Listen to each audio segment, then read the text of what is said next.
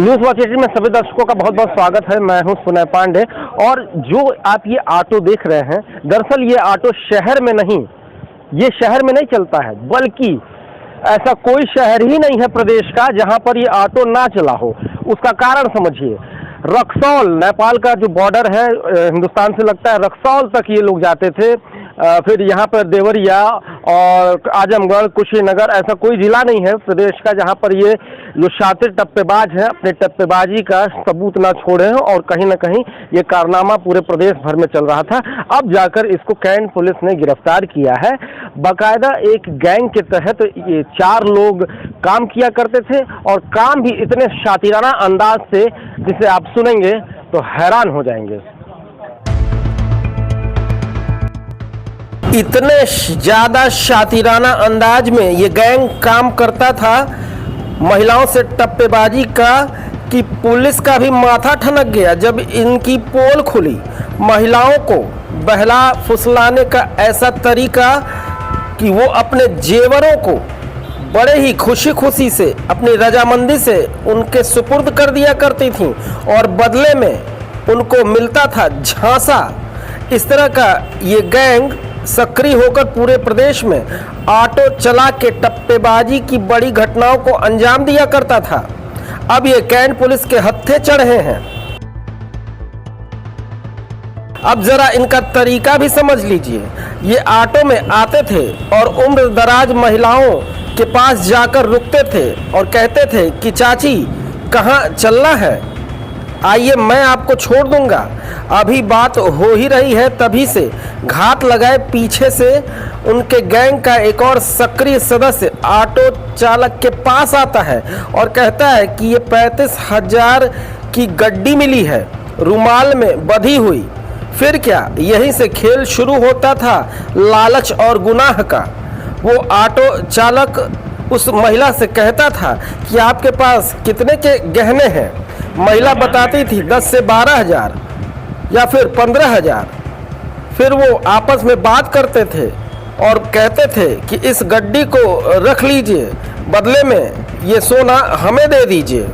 और वो ऐसा करती भी थी लालच के चक्कर में। इसमें उनको लगता था कि 2 गुना या 3 गुना उनका लाभ हो रहा है।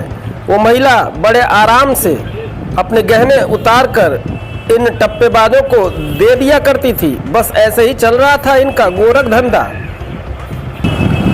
आपको बताते चलें कि उस नोटों वाली गड्डी में जो रुमाल में लिपटी हुई है उसकी गांठ को खोलना लगभग असंभव था और उसमें 10 रुपए तक का भी नोट नहीं हुआ करता था, बल्कि उसके अंदर सिर्फ और सिर्फ कागज। ऐसी 2 घटनाओं को इन्होंने गोरखपुर में अंजाम दिया। इनके पास से सोने के जेवरात भी पुलिस ने बरामद किए। साथ में 2 ऑटो भी पुलिस ने अपने कब्जे में किया है, जिसका इस्तेमाल वो टप्पेबाजी में किया करते थे। सिर्फ गोरखपुर ही नहीं बल्कि आजमगढ़, मऊ, बनारस, यहाँ तक कि नेपाल से सटा हिंदुस्तान का बॉर्डर रक्सौल तक पहुँच जाते थे ये ऑटो से घूम घूम कर। और इसी तरह से भोली भाली महिलाओं को अपने जाल में फंसाकर उनका जेवर लूट लेते थे।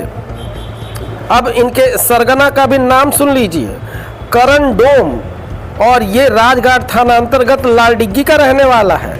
फिलहाल इस समय वो देवरिया में रहता है। उसका दूसरा साथी रोहित और उसका भाई शनि और एक और अभियुक्त जिसने ये ऑटो मुहैया कराया था, महावीर, इन सभी को पुलिस ने अपने गिरफ्त में लिया है। अब जरा दूसरी कहानी भी सुन लीजिए। इन जेवरातों को ये करते क्या थे? दुकानदार से बोलते थे कि हम लोग जाति से डोम हैं और दाह संस्कार के लिए आने वाले लोगों से हम सोना लेते हैं, ये हमारा पुश्तैनी काम है। यही कहानी सुनाकर स्वर्णकारों को भी बेवकूफ़ बनाकर ये जेवर बेच दिया करते थे। तो आप भी सावधान रहिए, खास तौर पर महिलाएं इस तरह के जालसाजों से बचकर रहें।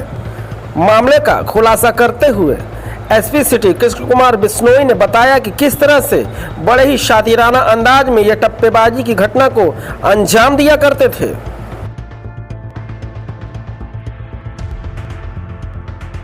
जनपद गोरखपुर में अपराध एवं अपराधियों पर अंकुश लगाने के अनुक्रम में थाना कैंट को एक अच्छी सफलता मिली है, जिसमें उन्होंने एक टप्पेबाजों की एक गैंग का पर्दाफाश किया है।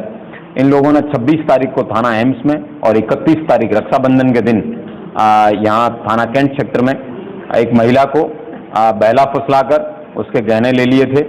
उनकी मोडस ऑपरेंडी ये थी कि एक व्यक्ति जो है उसका इस टाइप की नोट की गड्डी बताता था, जो कि नोट की गड्डी नहीं होती थी, और ये गिर जाती थी और व्यक्ति उठाता था। दूसरा व्यक्ति पूछने आता था कि मेरा पैसा कहीं गिर गया है, उसी पैसे को कि मेरा 32,000 या 28,000 रुपया जितना भी पैसा गिर गया है वो कहता कोई और ले गया है। वो व्यक्ति महिला के पास बैठा रहता है और फिर ये जो जिस तरीके से गांठ बंधा हुआ कागज है ये उस महिला को पैसे बता के उसको दे देता है और उसके गहने उतरवा के ये लोग फिर वहाँ से फरार हो जाते हैं। इस तरह की 2 घटनाएं इन्होंने थाना एम्स और थाना कैंट में की थी। इनके पास से 100% रिकवरी उन दोनों इंसिडेंट की हुई है, जिसमें से 4 लॉकेट मंगलसूत्र के, 1 सोने की चेन है और 2 जाली पीली धातु है और 1 बाली है वो भी मिली है। ये लोग का मोटस ऑपरेंडी ये होता है कि मूलतः ये राजघाट थाना गोरखपुर के रहने वाले हैं, लेकिन अभी वर्तमान में देवरिया रुद्रपुर में निवास कर रहे हैं। वहाँ से एक ऑटो में बैठ के ये विभिन्न जनपदों में भ्रमण करते हैं, उसी तरीके से गोरखपुर भी आते हैं। पूर्व में इन लोगों ने आजमगढ़, मऊ, बनारस, रक्सौल और नेपाल तक उसी ऑटो में घूम घूम कर घटना करना कबूल किया है। उस ऑटो को ये प्रतिदिन किराए पे देते हैं और वो ऑटो दिन भर इनको घुमाता है और जहाँ भी इनको टारगेट मिलता है उसको करते हैं इस तरीके से। गोरखपुर शहर में उस ऑटो का आने के बाद में फिर ई रिक्शा में बैठते हैं और ई रिक्शा के बाद में इनका 4 लोगों का जो गैंग है वो फिर एक दूसरे के अच्छे तालमेल के संयोजन से फिर ये टारगेट को ढूंढते हैं और फिर उसके बाद में टारगेट से सोना ले लेते हैं। इनसे दोनों ऑटो रिक्शा जो ये प्रयोग लेते हैं लूट में उनको भी बरामद किया गया और एक मोटरसाइकिल जो करण डोम की है। इस तरह टोटल 4 लोग गिरफ्तार किए गए हैं। करण डोम जिसके ऊपर पूर्व में 12 मुकदमे हैं टप्पेबाजी वगैरह के। करण डोम के अलावा उसके साथी जिनका नाम रोहित उर्फ चकवा और सनी उर्फ पकवा, ये दोनों सगे भाई हैं जो इसमें सम्मिलित हैं, और एक महावीर कुमार पटेल जिसका ऑटो है। इन सब लोगों को गिरफ्तार किया है, जेल भेजा जा रहा है।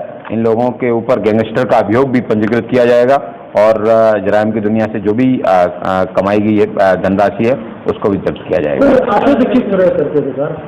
ऑटो से किस तरह की घटनाओं को लेकर? ये ऑटो से चलते चलते किसी महिला को देखते थे, जिस महिला ने सोने का कुछ जेवरात पहन रखे हैं उस और थोड़ा बहुत उम्रदराज अगर दिखती थी, जिसको बहला फुसलाया जाना उनके हिसाब से इजी लगता था, उस महिला को फिर टारगेट करते थे और उसको बिठाते थे। उसके बाद में उसको बहलाते फुसलाते थे।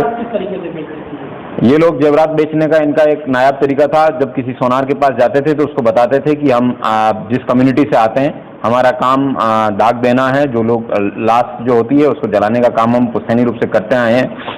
उसी लाश में हिंदू संस्कृति के अंदर, हिंदू धर्म में जब लोग लाश जलाते हैं कुछ न कुछ सोने का ऐसा चीज़ें पीछे छोड़ देते हैं और ये सोनार को बताते थे कि ये विभिन्न चीज़ें जो है पीछे छोड़ी गई चीज़ें हैं, उसी नाम पे सोनार को बेचते थे और उसी से फिर ये लोग है पैसा रिकवर करते थे। इनकी पत्नी को भी मुलजिम बनाया गया है, जिसको रिसीविंग स्टॉलन प्रॉपर्टी 413 और 411 को मुलजिम बना के जेल भेजा जाएगा और इस पूरी गैंग का पर्दाफाश करने वाली टीम को एसएसपी महोदय की तरफ से 10,000 रुपये का नगद इनाम भी दिया गया। Thank you.